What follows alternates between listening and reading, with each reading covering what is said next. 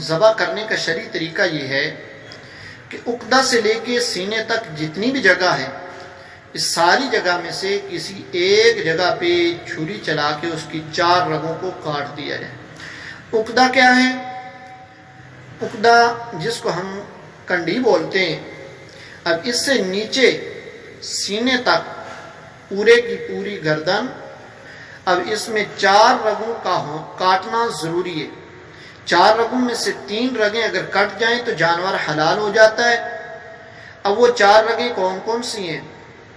ایک تو سانس کی نالی ہے جس کو کہا جاتا ہے حلقوم۔ اب یہ سانس کی نالی، اس کی شکل و صورت کیا ہوتی ہے؟ جب گردن کٹ جاتی ہے تو سامنے یہ پائپ نما، جس طرح واشنگ مشین کا پائپ ہوتا ہے، اس طرح کی اس کی شکل ہوتی ہے۔ اب یہ سانس کی نالی ہوتی ہے، اس کے ذریعے جانور سانس لیتا ہے، اور اس کے بعد دوسری جو رگ ہوتی ہے یہ خوراک کی اور پانی کی ہوتی ہے۔ اس رگ کے نیچے ساتھ ہی متصل ہوتی ہے اور کاٹنے کے بعد یہ الٹی ہو جاتی ہے، سفید رنگ کی یہ نظر آتی ہے۔ اور تیسری اور چوتھی رگ، یہ خون کی 2 رگیں ہیں۔ جب جانور کو ذبح کیا جاتا ہے تو خون ان سے فوارے کی شکل میں نکلتا ہے، یعنی کہ پریشر سے خون نکلتا ہے، اور خون نکلنے کے بعد یہ نظر نہیں آتی، یہ گوشت میں چھپ جاتی ہیں۔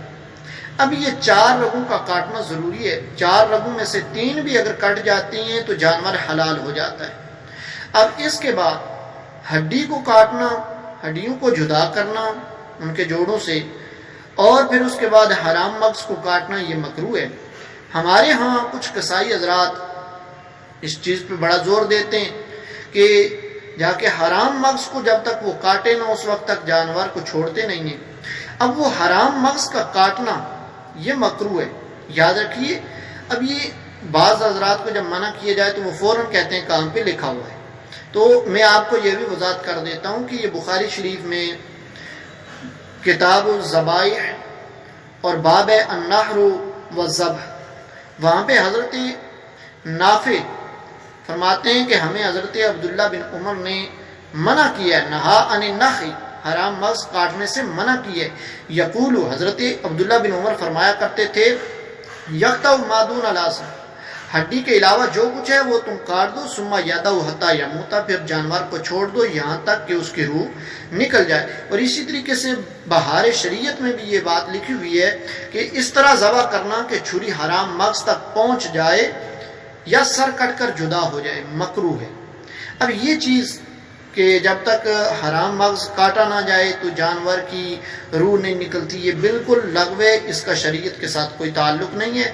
اس لیے تمام احباب اس بات پہ دھیان دیا کریں، اگر خود کاٹ رہے ہیں، خود ذبح کر رہے ہیں تو تب بھی، اگر کوئی قصائی آپ کا جانور ذبح کر رہا ہے تو اسے بھی منع کیجیے، اور اسے بلکہ اگر وہ ضد کرتا ہے تو آپ اس سے یعنی سختی سے بھی منع کر سکتے ہیں، کیونکہ جانور آپ کا ہے۔ اس لیے تمام کوشش کریں لوگ کہ ہمارے جانور کراہت سے بچ